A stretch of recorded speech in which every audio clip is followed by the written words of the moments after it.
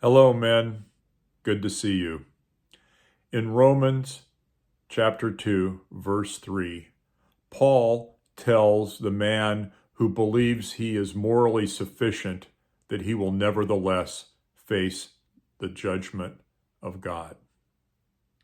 And so there is a warning here for us that while we need to strive to be as perfectly moral as possible, we need to be humble enough to admit that we still fall short.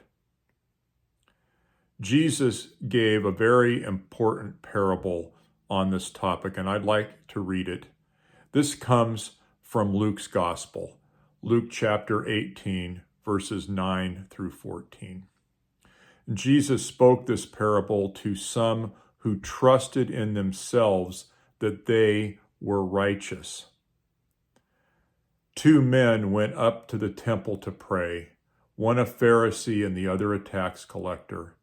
The Pharisee stood and prayed thus with himself, God, I thank you that I am not like other men, extortioners, unjust, adulterers, or even as this tax collector.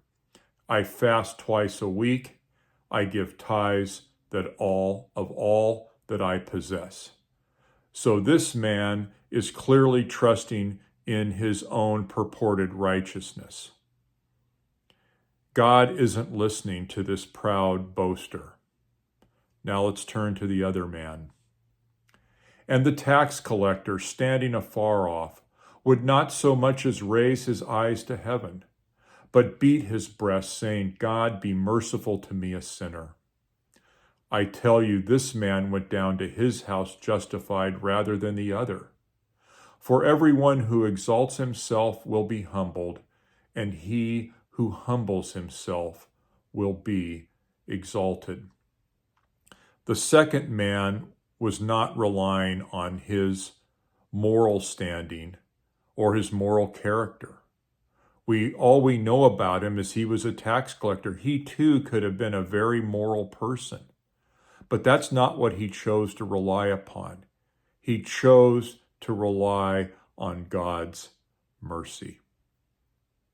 Now we know from other portions of Scripture that these Pharisees had a problem. They were very much into the outward showing of righteousness, but inside they had heart issues.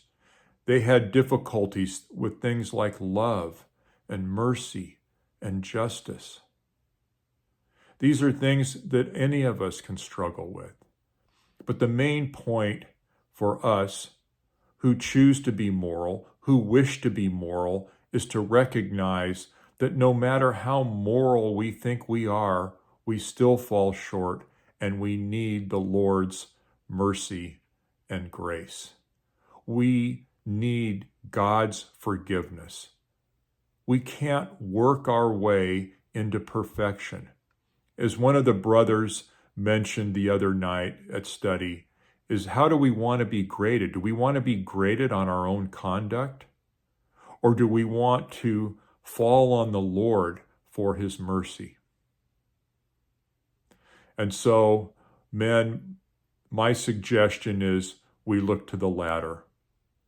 That we understand that we do fall short and that we do need God's grace and his mercy so that we can be presented justified, faultless before God because of the blood that Jesus shed for us and for our salvation.